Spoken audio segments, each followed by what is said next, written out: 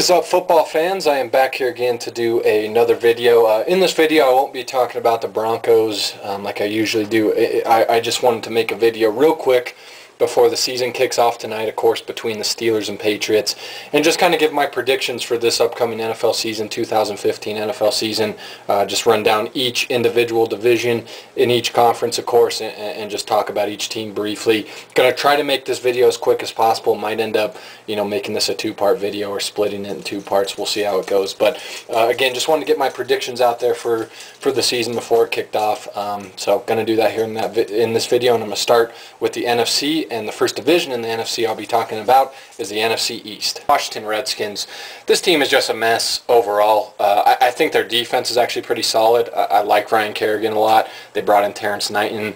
I think they'll be decent on that end of the field, but offensively, this team is just a mess. Kirk Cousins is good, but I don't like Jay Gruden. I don't like his attitude. I think he's a horrible leader and a horrible coach. And obviously, the whole turmoil with RG3, Dan Snyder might be the worst owner in football today. It's just going to be an abysmal season for Redskins fans. I feel bad for that fan base because they are one of the better and more loyal fan bases in the NFL today. But I think Washington's going to have a tough year. I have them going 3-13 this season. Moving on to the New York Giants. I like the Giants a lot. I think they're definitely going to be better this year. I'm not sure they're going to be good enough to get to the playoffs. But you look at this team, they're definitely improving on offense. Their offensive line is getting better. They're getting younger up front. They drafted Eric Flowers, tackle out of Miami this year. They drafted Justin Pugh the year before that, I believe, out of Syracuse.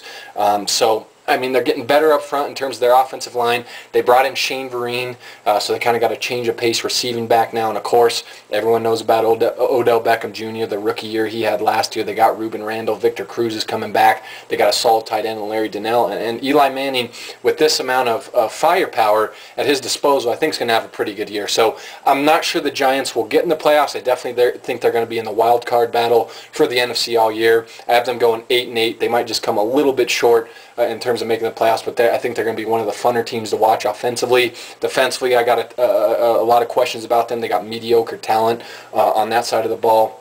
Their pass rush is questionable. Obviously, Jason Pierre-Paul, the whole fiasco with him and the fireworks in the offseason, so we'll see when he's healthy and ready to go. But I like this Giants team, especially on the offensive side of the ball. They're going to be fun to watch, entertaining, going to put up a lot of points. Again, I have them going 8-8.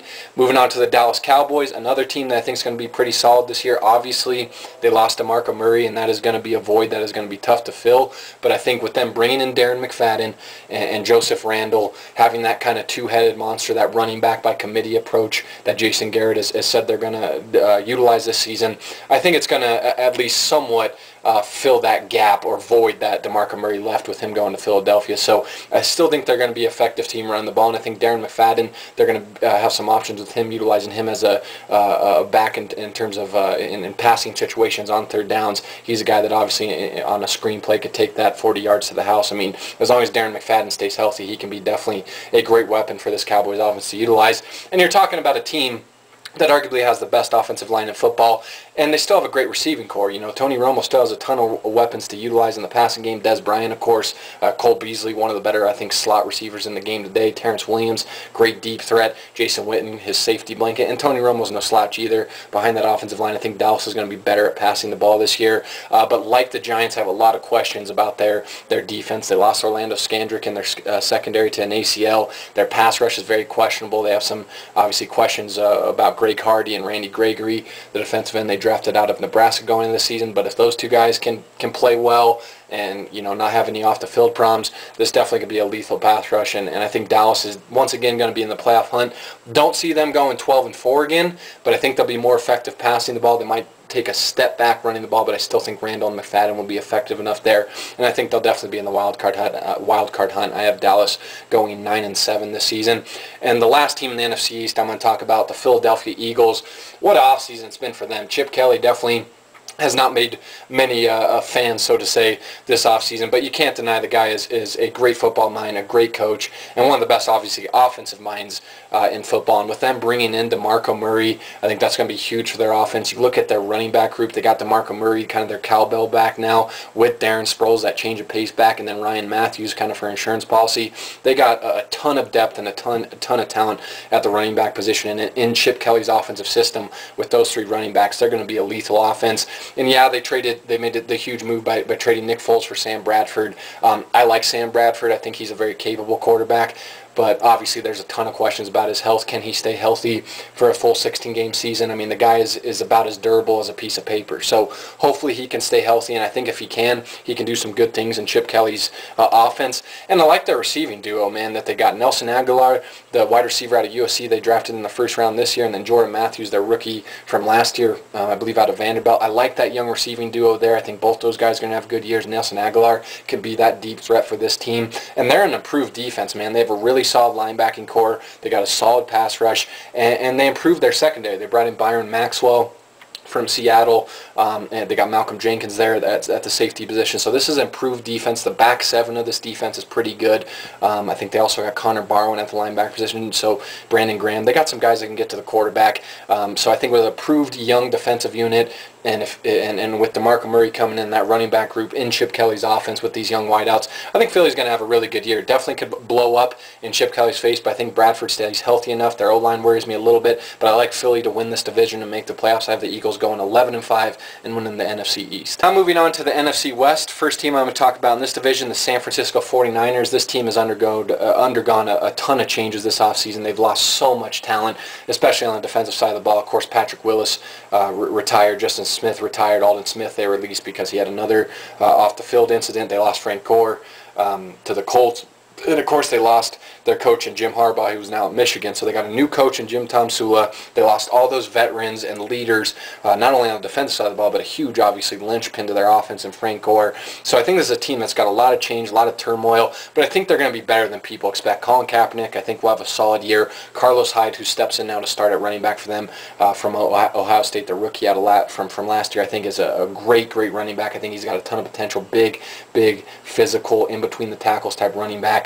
And then they added Torrey Smith, who can be that nice complement to Anquan Bolden, that deep threat. Their offensive line is still intact. Reggie Bush can kind of be a playmaker for them there. Defensively, I think they're going to struggle, but they got Navarro Bowman back to kind of be the leader of that defense. They still got Antoine Bethea.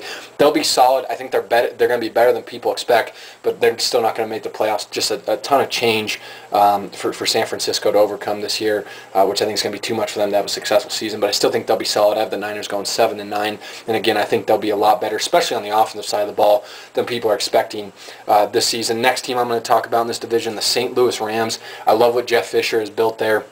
And I love that this team seems to just progress every year. Obviously, I already talked about the big trade they made, sending Sam Bradford to Philadelphia and getting Nick Foles in return. I like Nick Foles, how he fits in this offensive system. Their offensive line scares the hell out of me, and especially with Nick Foles' kind of lack of mobility, that worries me. But this is a guy that's got a huge arm. He definitely can sling the rock. And look, they have the receivers to make some plays. They got Brian Quick. They got Kenny Britt. Tavon Austin is a guy that not only can help you in the return game, but also can be kind of I don't even know, a guy that you can put in, like a Percy Harvin type weapon, a guy that you can put in the slot, a guy you can run reverses with, you can run him as an H-back. I mean, he's got so much versatility. And then Stedman Bailey also is a very solid wide receiver. So they got this good wide receiving core. Those guys just got to stay healthy. Kenny Britt's coming off an injury, so is Brian Quick. So hopefully they stay healthy. And then at the running back position, they got two really good, promising young backs. Obviously, Todd Gurley, they drafted this year. He's going to miss a few games coming off the ACL injury. But when he gets inserted to the lineup, he's going to add a new dimension to this offense. And then they have Trey Mason, who obviously had a stellar rookie year for them last year. So they kind of got a two-headed monster there at the running back position. And let's be real, this might be the best defensive line in football. You got Chris Long, you got Robert Quinn, Michael Brockers, Aaron Donald, that front seven with James Laurinaitis, Alec Ogletree. Their secondary is very underrated. I mean, might be the best front seven in football. So they're going to be a physical, tough team. They're going to be tough to beat at home. I think Nick Foles improves them offensively, and I think they're going to be in the wild card hunt. I got St. Louis going 9-7 this year. I think they're going to slowly take that next step to push for the playoffs, and this is a team I think is just going to improve year in and year out. The more talent they had at the wide receiver position. They also got a really good tight end in Jared Cook, who I think is going to have a big year with Nick Foles, be a really good red zone weapon for him. So I like St. Louis again. I like them going 9-7 here in this division. And this season, I think they're going to be a wild card team, or a team that's going to compete for that one of those wild card spots in the NFC. Arizona, love what Bruce Arians has built there. Really has changed the culture there. This is a team that's just got a ton of balance. They don't, they're not going to wow you with their talent, but they're really solid everywhere. This is obviously a great defensive group. through. They're pretty good at every level defensively. Obviously, their secondary is great. They got two huge playmakers back there in Patrick Peterson and the Honey Badger Tyrann Mathieu. But offensively, they're getting Carson Palmer back. They got Andre Ellington, who's a very solid running back. They got a really solid receiving core with Larry Fitzgerald. John Brown, their rookie from last year, I think is going to have a big second year. And Michael Floyd also, once he gets healthy. Everything's just kind of coming together for Arizona. And I like Arizona to make the playoffs. I think they're going to go 10-6. I think they're going to be a tough team. Probably a team that flies under the radar. But again, they're a very balanced unit. And I think they're going to be a tough out in the NFC this season. And the last team that I'm going to talk about in the NFC West, a team I think will win the division, the Seattle Seahawks. You can talk all the crap you want about Seattle. People can say they took a step back, this or that, whatever. I know Cam Chancellor's holding out right now, but this team only got better to me. They pretty much have the same defense that they've had the past 2 seasons. That's helped them get to the Super Bowl. Cam Chancellor, I would assume, eventually is going to be there. And then they've added more firepower offensively. You still got Russell Wilson there. You still got beast mode Marshawn Lynch there with a solid offensive line in place. And now you add a tight end like Jimmy Graham, who's obviously going to be huge for them. And then Tyler Lockett, the receiver they drafted at Kansas State. I think he's going to be maybe the best return man in football this year, and be kind of that deep threat that this offense needs. Be that kind of home run hitter for them. He can be a vertical threat, take a top off of defense. I think he's going to have a huge year. So the fact they had more firepower on offense, they're still great on defense. They still got Russell Wilson, who's one of the best quarterbacks in the game. And in the red zone, I mean, they're virtually unstoppable. They got imagine defending this team on the goal line. They could hand it off to Marshawn Lynch. Russell Wilson can scramble. Now they can throw it to Jimmy Graham. I mean, they just got better to me. I think they're going to be right in the hunt again to make a third straight Super Bowl appearance, and I have them winning the NFC West once again and finishing 13-3 this season. Now to the next division, I'm going to talk about the NFC North, starting with the Chicago Bears. I think it's going to be a tough season for the Chicago Bears. I like that they added John Fox. I like that they brought in Adam Gase, but John Fox is really not going to be the type of coach to get you over that hump. But I think he's the right coach for them right now in terms of trying to stabilize this organization and get them back to the place they once were. I think Jay Cutler is going to have a better year than people expect, but this is a team that has questions everywhere. Defensively, they're not going to be very good. They have a lot of holes to fill there. They've lost some talent on that side of the football, but offensively, I think they'll be better than people expect. They already have, their first-round pick, Kevin White, out of West Virginia, who's going to be a huge addition to their offense. He's going to miss 6 to 8 weeks, so you already kind of got a problem there, but they still have Alshon Jeffrey, Martellus Bennett, Eddie Royal, Matt Forte, of course, on that offensive side of the football. Their O-line, I think, is underrated, so I think their offense is going to keep them in games this year, but defensively, I just think they're going to lit up, and I think it's going to be too much for them to overcome. In John Fox's first year, I think it's going to be a rough one for Chicago, but again, I think this offense will perform better than people expect, and I think Jay Cutler will probably have a better year than expected, but just too many questions for me with this team. I got Chicago going 5-11 this season. Moving on to the Detroit Lions. Like the Lions a lot, like Jim Caldwell has done now as the head coach there. Definitely kind of limited some of the boneheaded mistakes with him as the head coach that have kind of shot this Lions team in the foot the past few seasons. Matt Stafford's already, obviously established himself as one of the better quarterbacks in the game today. They got Calvin Johnson, Golden Tate on the outside with Eric Ebron and Brandon Pettigrew. They got a ton of talent, obviously, offensively. Defensively, they brought in Haloti Ngata replacing Ndamukong Suh. I like that. They got a solid pass rush, but DeAndre Levy, arguably their best defensive player, is going to be out, I believe, to start the season.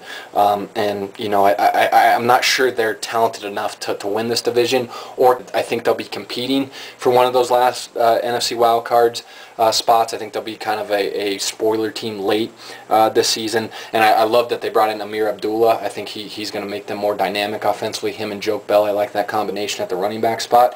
But I still think this Detroit team's got a little too much to overcome in terms of the talent gap, especially in their division, just in the NFC, to make the playoffs. I have them going 8-8, but again, they definitely could sneak in to one of those wild card spots. The Minnesota Vikings, I got to say, Mike Zimmer is probably one of my favorite coaches in the NFL. I love the way he coaches. I love his leadership ability. I love his fieriness, and he really has kind of brought a sense of, like I said, fieriness and physicality to this Minnesota Vikings team, and I love what they're doing offensively with Teddy Bridgewater in his second year. I think he's going to have a really good year. Showed some great signs last year, and now he's got a lot of weapons to utilize. They get Adrian Peterson back, who's huge for them. They bring in Mike Wallace from Miami. They got Charles Johnson, who's an emerging young wideout, a great deep threat for their offense to utilize. They got Kyle Rudolph, who's I think one of the better young tight ends in the game, going to be a big red zone threat for them. So offensively, I think they finally are starting to put it together. Their offensive line is young, but it's getting better. year. And defensively, this is a emerging young defensive unit. I think they're going to be probably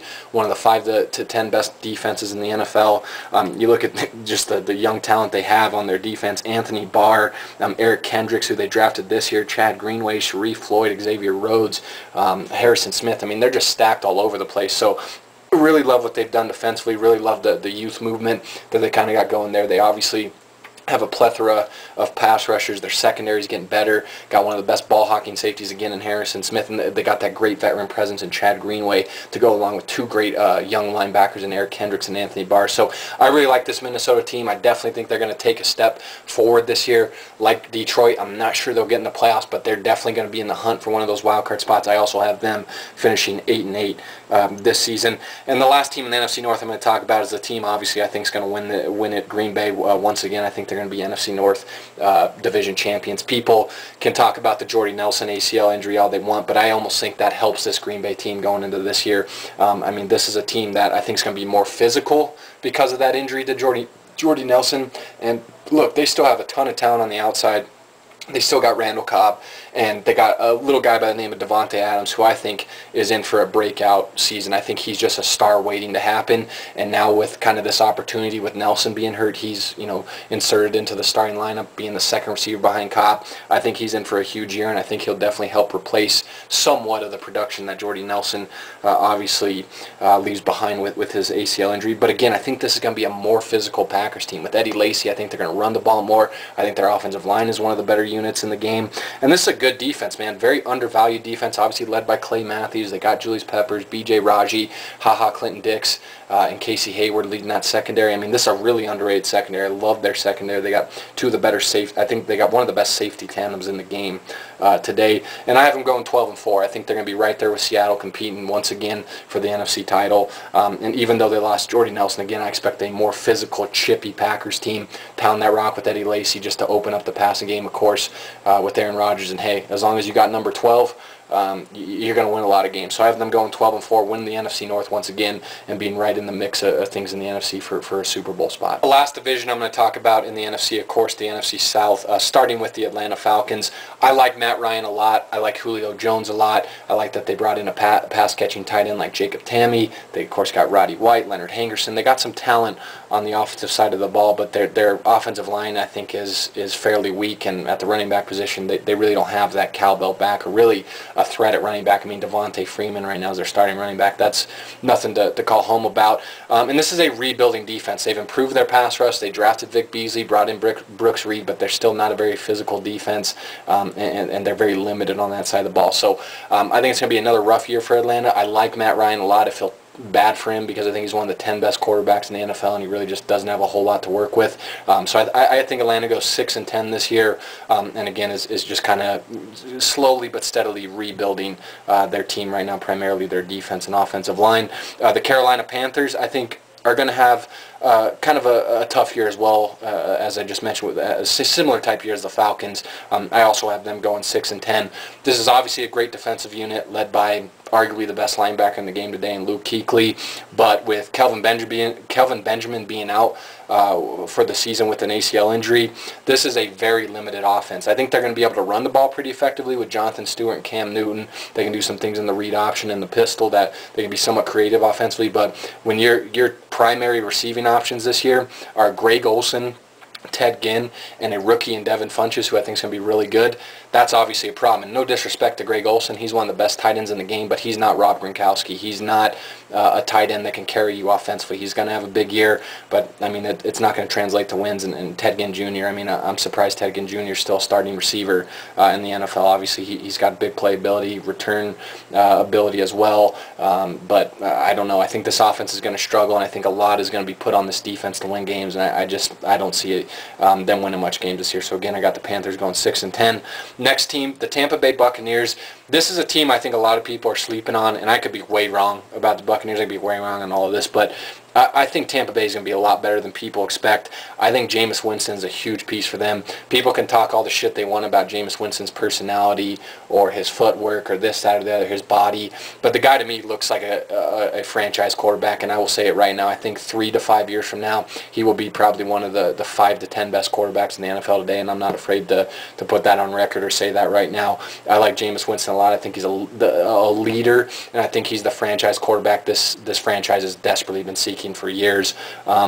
And I think he's going to do big things in his rookie year. And I think the fact that you put a quarterback like Jameis Winston with his ability, with an offense that has weapons like Mike Evans, like Vincent Jackson, Austin Seferian-Jenkins, who I think is a young tight end that's going to emerge this year, with a running back like Doug Martin, I think this is going to be a really good offense in Tampa Bay this year that a lot of people are sleeping on. Obviously, they got a lot of holes defensively, primarily in their secondary. They still got to fill, but they're improving on that end of that side of the ball. They obviously have Levante David, who's one of the best linebackers in the game, Gerald McCoy at the defensive tackle position, so they got some pieces to work with there, but obviously this is a defense that is rebuilding and improving. But offensively, with Jameis and those boys on the outside, big targets like Mike Evans and Vincent Jackson, Seferian-Jenkins, I think this offense is going to air it out this year with a running back like Doug Martin. They obviously have the ability to run the ball as well. Jameis also, with his mobility, can make some plays on the run as well with his feet and scramble. So I think it's going to be a much better team than people think offensively.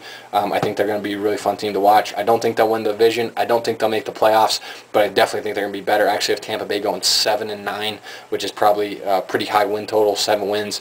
You know, for most people probably think they're going to suck, but I really believe in Jameis Winston. And I think with these receivers and Austin Seferian-Jenkins at the tight end position, he's got some weapons definitely to utilize and work with. And the last team I'm going to talk about in the NFC South, the team I think will win this division, the New Orleans Saints. I love what they've done this offseason. I think they've gotten more physical, more nasty offensively as a team. Obviously, they traded Jimmy Graham, so that's going to be a big loss. But when you trade Jimmy Graham and in return you get an all-pro center and Max Unger, that's huge. So now you got Max Unger to solidify the middle of that offensive line. Of course, they drafted Andres Pete, the tackle out of Stanford, in the first round. They already have a good offensive line, you know, with Zach Strief there and Jahiri Evans. So to add, you know, Unger and Pete to that, I mean, this is going to be a very, very good offensive line. And they still got weapons, man. You got Drew Brees, of course, at the quarterback position. He's gonna make plays. And you got Colston on the outside. You got Brandon Cooks, who, again, like Devontae Adams, in my opinion, is just a star waiting to happen. And at the running back position, I think, again, they're going to be more physical with this offensive line. They're going to pound the rock. That's going to open up the play action and vertical passing game for them and Drew Brees. And they bring in C.J. Spiller, who can kind of be that Darren Sproles type back for them, help them in the return game, be kind of that big play back for them on third down, change of pace type guy. And this is an underrated defense. This might be one of the best secondaries in the NFL. You look at, they got Keenan Lewis, they got Kenny Vaccaro and Jarius Byrd at the safety positions, and they bring in Brandon Browner from New England, one of the bigger, more physical corners in the NFL today, one of the best press corners in the NFL today. So it's going to be a great secondary, and they're in a weak division. So I like New Orleans. I think they'll win the NFC South this year. I have them going 9-7. I think they'll get in the playoffs. And again, I expect them to be a much improved offensive team in terms of their physicality and their offensive line. Really like what Sean Payton has built there. And really, I thought they had a great offseason trading Jimmy Graham for an all-pro center and Max Unger. I think it's going to pay dividends for them this season as they win the NFC South. That's my video, guys, breaking down the NFC. Just to recap, I have Seattle finishing number 1 in the NFC at 13-3. The Packers at number 2 finishing 12-4. Philadelphia at number 3, 11-5. New Orleans at number 4, 9-7. And then I have Arizona getting the first wild card spot this season at 10-6. And then the last wild card spot, I think, is going to be decided between a few teams. Dallas and St. Louis, I think, are going to be the 2 primary teams battling for that last wild card spot. Again, have both of them going 9-7. But Minnesota, Detroit, the Giants, I think all of them, they're going to be 8-8. They're going to be right there, you know, competing for that last wild card spot. I think it's going to be a fun battle in the NFC for that last wild card spot this season. But those are the teams I have making the playoffs. I'm probably going to split this video into 2, so leave me a comment below if you're a fan of any of these teams, of any of these NFC teams. Leave me, you know, comment below. What do you think is going to happen this year? Who do you like to make the playoffs in the NFC? Who do you like to win each of these respective divisions? And I'll see you guys in the next video where I preview the AFC, and also in that video I will give my Super Bowl predictions. So thanks for watching, guys. Appreciate it as always.